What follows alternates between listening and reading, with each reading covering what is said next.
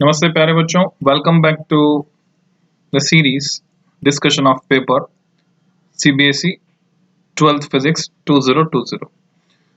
तो बच्चों, अब मैं लेकर आया हूं इस बार बिहार रीजन में जो सेट था 55/3/123। तो इनके जो क्वेश्चंस थे वो हम डिस्कस करने जा रहे हैं। तो बच्चों, ये है बिहार रीजन में जो सीबीएसई का फिजिक्स का पेपर हुआ 2020 में। तो उसमें जो 1 मार्क क्वेश्चंस आए यानी शुरू के 20 सवाल, उनको हम डिस्कस करने जा रहे हैं। पहला सवाल था सेट 3 से, ए charge Q is uniformly distributed over the surface of a spherical shell of radius capital R. The work done in bringing a test charge Q0 from its center to its surface is। तो आपको इसका सही जवाब जो है 0 लिखना था, because दो कंसेप्ट इसमें इन्वॉल्व है। पहला कंसेप्ट स्फेरिकल शेल इक्विपोटेंशियल है, इक्विपोटेंशियल सरफेस की तरह एक्ट करेगी, और हम जानते हैं कि किसी भी चार्ज को अगर आप इक्विपोटेंशियल सरफेस पे मूव करवाते हैं तो वर्क डन होता है 0, क्योंकि पोटेंशियल डिफरेंस 0 है उन दो पॉइंट्स के बीच का। तो शेल में सेंटर पर, बीच में किसी भी पॉइंट पर और सरफेस पर सब जगह पोटेंशियल सेम होता है KQ/R। क्वेश्चन नंबर 2 था बच्चों, if zener diode has, 4 option है A, B, C और D। डोपिंग कंसंट्रेशन के बारे में पूछा गया है, तो हम एनसीईआरटी में पढ़ते हैं ऑलरेडी कि हेविली डोप्ड होता है तो एन साइड और पी साइड दोनों ही साइड डोपिंग कंसंट्रेशन ज्यादा होती है।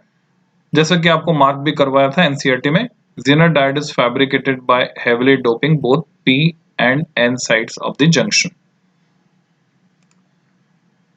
क्वेश्चन नंबर 3 था, two large conducting spheres carrying charges Q1 and Q2, ये चार्ज कैरी कर रहे हैं, are kept with their centres r distance apart, दूरी r पर इनको रखा हमने। The magnitude of electrostatic force between them is not exactly 1/4 pi, pi is missing यहाँ पे, तो 4 pi epsilon 0 Q1 Q2 by R square, because ये misprint हो गया बच्चों, पाई यहाँ पर है मिसिंग है, मैं नहीं छाप पाया इसको। तो ऑप्शन है हमारे पास, these are not point charges, charge distribution. Option थोड़े से कंफ्यूजिंग है, अगर नीचे जाएंगे तो ये आपको कंफ्यूज कर सकते हैं, but the correct option is, ये पॉइंट चार्जेस नहीं है, सीधे स्ट्रेट फॉरवर्ड हम इसका जवाब दे सकते हैं। बिकॉज जब आप कूलम्स लॉ को पढ़ते हैं तो कूलम्स लॉ के स्टेटमेंट में साफ साफ लिखा है, when the linear size of charge bodies are much smaller than the distance separating them, तो पॉइंट चार्जेस के लिए वैलिड है कूलम्स लॉ। क्वेश्चन नंबर 4 था, ए charge particle is placed between the two plates of A charge parallel plate capacitor. ये भी बच्चों twister था, कई बच्चे घूम गए होंगे इसमें। It experiences a force F. If one plate is removed, एक प्लेट को हटा दिया हमने, then the force on the particle will be. So correct answer is force घटकर आधा रह जाएगा। अब किसी ने तुक्के में लगा दिया कि भाई ठीक है, एक प्लेट थी 2 प्लेट, तो अच्छी बात है, उसका जवाब सही हो गया है। पर एक्चुअल रीजन जो है, अगर उसको हम देखें, शुरू में फोर्स था F equal to QE, electric field था सिग्मा अपॉन एप्सिलॉन 0, दोनों प्लेट का इसमें कंट्रीब्यूशन था आधा आधा, sigma upon 2 epsilon 0 and sigma upon 2 epsilon 0 मिलाकर। और जब एक प्लेट को रिमूव कर दिया तो इलेक्ट्रिक फील्ड, नया इलेक्ट्रिक फील्ड हो गया सिग्मा अपॉन 2 एप्सिलॉन 0, जिसकी वजह से फोर्स आधा हो गया। देखते हैं इसको कैसे ये हुआ। शुरू में ये दोनों प्लेट थी, मान लो इधर 4 यूनिट ऑफ पॉजिटिव, इधर 4 यूनिट ऑफ नेगेटिव, जिसकी वजह से इस प्लेट पे सरफेस चार्ज डेंसिटी सिग्मा, इस पर माइनस सिग्मा, तो पॉइंट P जो सेंटर पर है, electric field sigma upon 2 epsilon 0 plus, क्या होता है कि जब दो प्लेट पास पास रहती हैं तो सारा का सारा चार्ज इनर सरफेस पे आ जाता है, सिर्फ इनर सरफेस पे होता है कैपेसिटर में, आउटर सरफेस पर नहीं होता। तो ये हो गया सिग्मा अपॉन एप्सिलॉन 0। और जब एक ही प्लेट रहेगी, वो प्लेट हटा दी हमने, तो टोटल चार्ज तो यही है 4 यूनिट, तो आधा एक सरफेस पे चला जाएगा, आधा दूसरी सरफेस पे। जब दूसरी प्लेट थी नेगेटिव चार्ज, तो अट्रैक्शन की वजह से इनर सरफेस पे आया था, वो यूनिफॉर्मली डिस्ट्रीब्यूट हो जाएगा।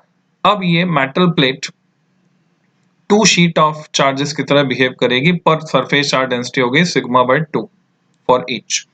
तो अब जो नया इलेक्ट्रिक फील्ड है वो हो जाएगा sigma upon 4 epsilon 0। Gauss law की सेकंड एप्लीकेशन में हम निकालते हैं सिग्मा अपॉन 2 एप्सिलॉन 0, तो ऑलरेडी सिग्मा जो है सिग्मा बाय 2 है, तो sigma upon 4 epsilon 0 plus sigma upon 4 epsilon 0, यानी सिग्मा अपॉन 2 एप्सिलॉन 0। तो ये ट्विस्ट था इस क्वेश्चन में। Next question number 5. In Bohr's model of hydrogen atom, the total energy of the electron in nth orbit is proportional to.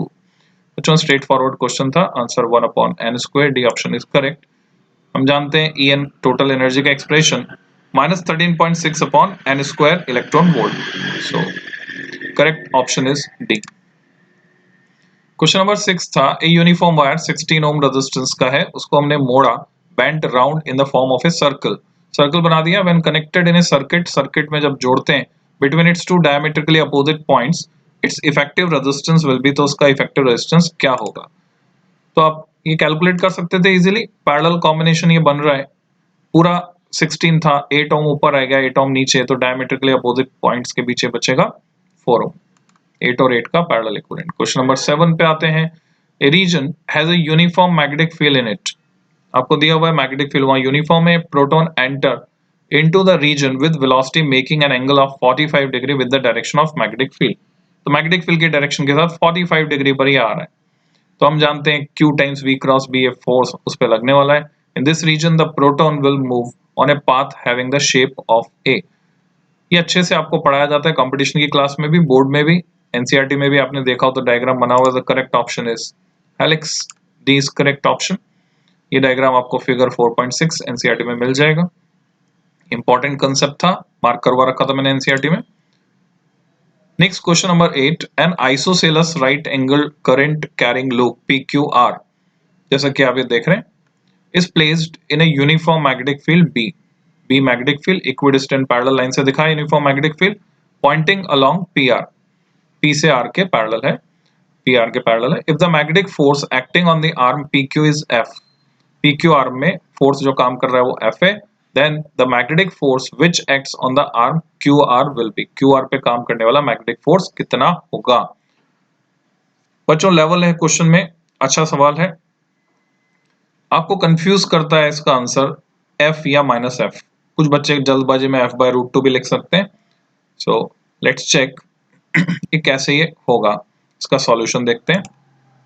Correct answer है -F, D is the correct answer. क्यों, कैसे, समझते हैं। जो magnetic force Lorentz force होता है IL cross B होता है, IL B sin थीटा, अगर मैं खाली मैग्नीट्यूड की बात करूं तो थीटा 90 है किसके लिए, साइड PQ के लिए, PQ की बात कर रहे हैं, PQ पर मैग्नेटिक फील्ड 90 डिग्री एंगल बना रहा है, theta is 90, so IL B वो F के बराबर दिया हुआ है, it is given to us. F dash अगर मैं निकालता हूं तो जो हाइपोटेनियस है ट्राइंगल का वो √2 टाइम्स L के बराबर होगा, और लेंथ उसकी √2L हमने निकाली, और साइन 45 डिग्री एंगल, तो साइन 45 1/√2 आ जाता है, इससे वापस हमें F मिलता है। पर अब अगर डायरेक्शन पर आप फोकस करें तो F और F डैश अपोजिट डायरेक्शन में है, क्रॉस प्रोडक्ट से हम ये डायरेक्शन निकाल सकते हैं, इसलिए सही जवाब होगा -F। इसको ऐसे समझें डायग्राम से, PQ पर आपको फोर्स दिया है, अगर मैं IL क्रॉस B करता हूं तो IL की डायरेक्शन ये है, उसको B की तरफ घुमाते हैं हम तो फोर्स की डायरेक्शन आ रही बाहर की तरफ, डॉट से मैंने दिखाया। जबकि यहाँ पर QR पर अगर हम बात करते हैं, IL की डायरेक्शन ये है इंक्लाइन Q से R की तरफ, और इसको अगर B की तरफ घुमाते हैं क्लॉकवाइज तो फोर्स की डायरेक्शन आती है क्रॉस इनवर्ड्स, तो ये बाहर की तरफ होगा, ये अंदर की तरफ होगा, इसलिए F डैश जो है -F होगा, so correct option is -F। अच्छा सवाल था बच्चों, ये लेवल से ऊपर था। The electric flux emerging out from 1 coulomb charge is, तो आप जानते हैं अच्छे से, गॉस लॉ आप लगाएंगे, तो करेक्ट आंसर इज 1/ε0, क्योंकि गॉस लॉ में ये दिया हुआ सीधे सीधे, और Q की वैल्यू हमने सिंपली रखी है इसमें। क्वेश्चन नंबर 10, मीटर स्क्वायर पर volt second is the SI unit of which of the following quantity, in quantity में से किसकी यूनिट है। तो सब चेक कर सकते हैं बारी बारी से। मोबिलिटी अगर आपने ठीक से पढ़ी है तो करेक्ट ऑप्शन है mobility, b is the correct answer, NCERT में लिखा हुआ भी है।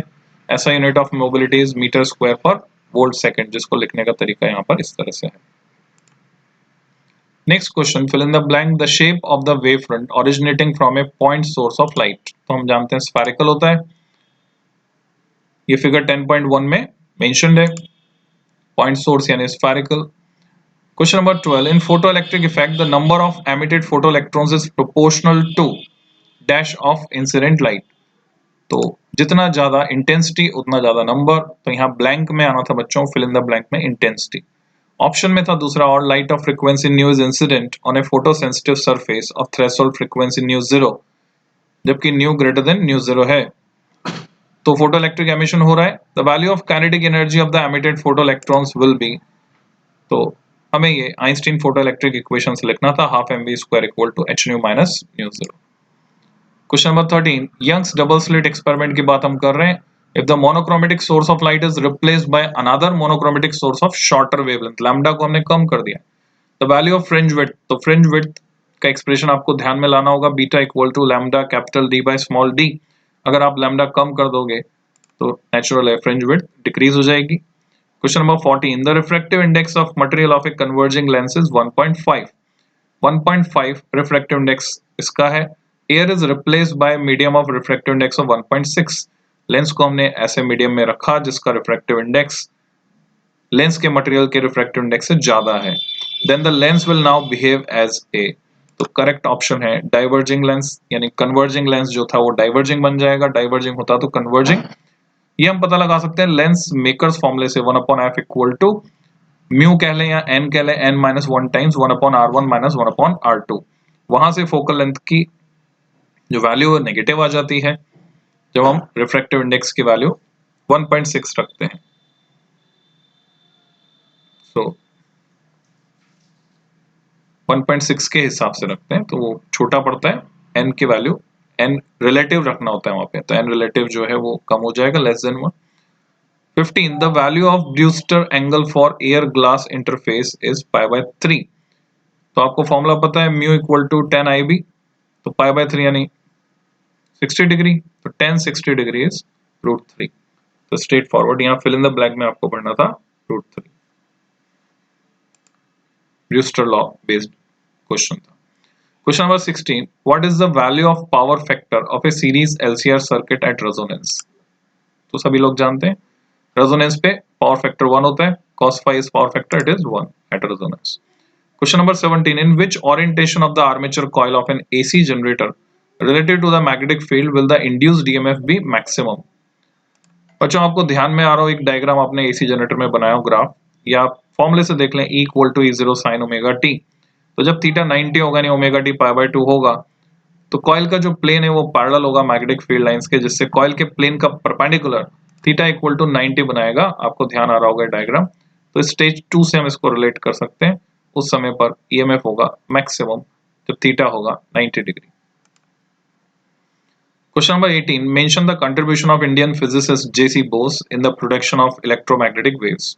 बच्चों अभी तक के इतिहास में पहली बार ये सवाल पूछा गया है, तो सीबीएसई ने साइंटिस्ट के नाम को पूछना शुरू किया वापस।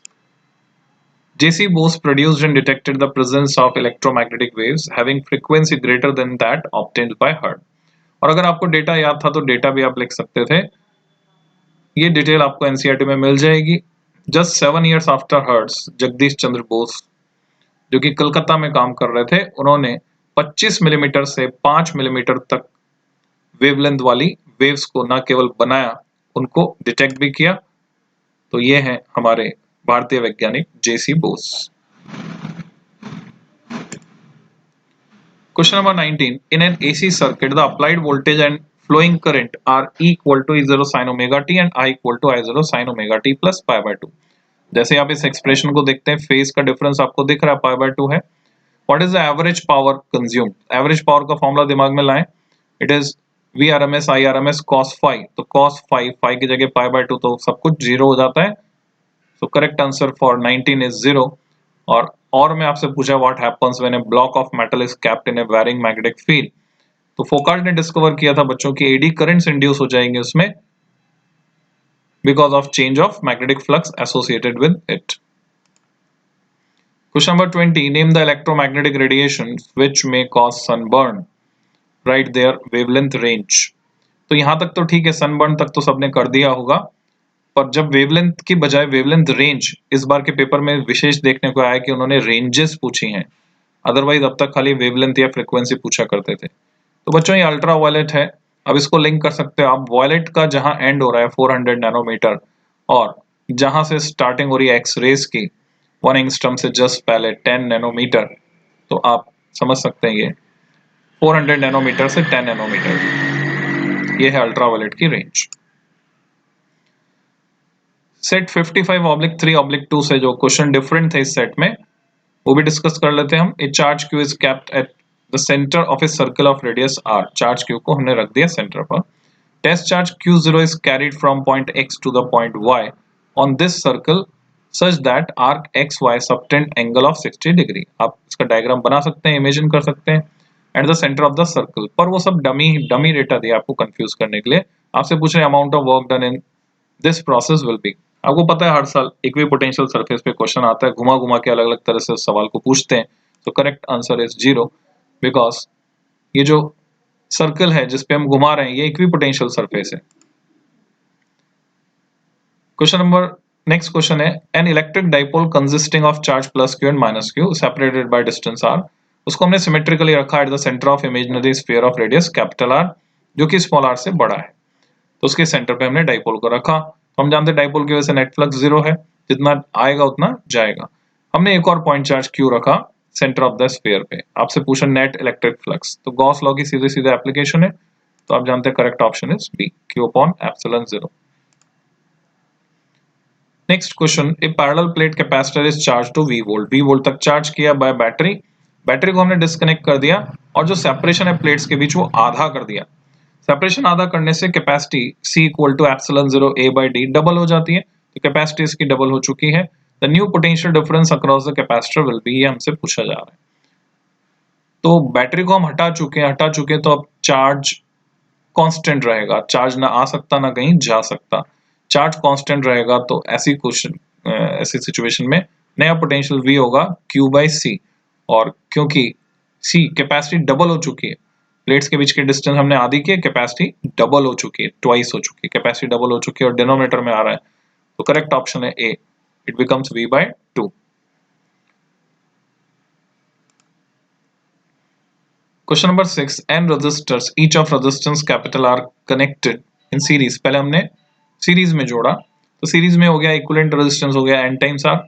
फिर पैरेलल में जोड़ा तो हो गया कैपिटल R/n। इसको आप लिख सकते हैं n टाइम्स R/n। अब इस कॉम्बिनेशन को हम जोड़ते हैं source of EMF E।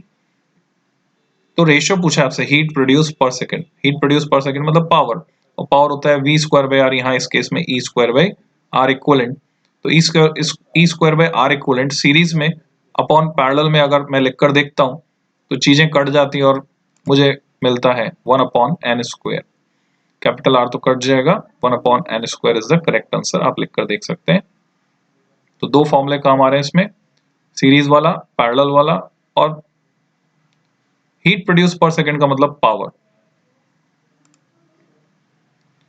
Question number 11, in Young's double slit experiment when the monochromatic source is replaced by source of white light the central fringe becomes. तो सॉल्व एग्जांपल 10.4 का part है बच्चों, ये 10.4 का एक पार्ट है। तो सेंट्रल फ्रिंज कैसी होती है, white and bright. Question number 13, the phase difference between two points on the same wave front. तो अगर वेव फ्रंट की डेफिनेशन आपको याद हो रही हो, एक सेट में डेफिनेशन भी पूछी थी वेव फ्रंट की, सरफेस ऑफ कांस्टेंट फेज, उसको हम वेव फ्रंट कहते हैं। यानी फेज डिफरेंस कितना होगा, 0, क्योंकि सारे पॉइंट सेम फेज में वाइब्रेट कर रहे होंगे वेव फ्रंट की सरफेस पर। Question number 16, a circuit element is connected across an AC source. It is observed that voltage across the element leads the current flowing through it by phase angle π/2. Identify the circuit element. आसान सवाल है बच्चों। Li the Iceman अगर आपको याद हो तो inductor L, ELI, तो इंडक्टर में EMF आगे है और करंट पीछे है। तो यहाँ पर हम देख रहे हैं वोल्टेज जो है वो लीड कर रही है। तो डेफिनेटली ये क्या है, इंडक्टर है, क्योंकि वोल्टेज लीड कर रही है। और वैसे भी देखा जाए तो इंडक्टर करंट को रोकता है तो वोल्टेज आगे निकल जाती है। Question number 17, right the impedance of A series LCR resonant circuit in terms of L, C and R।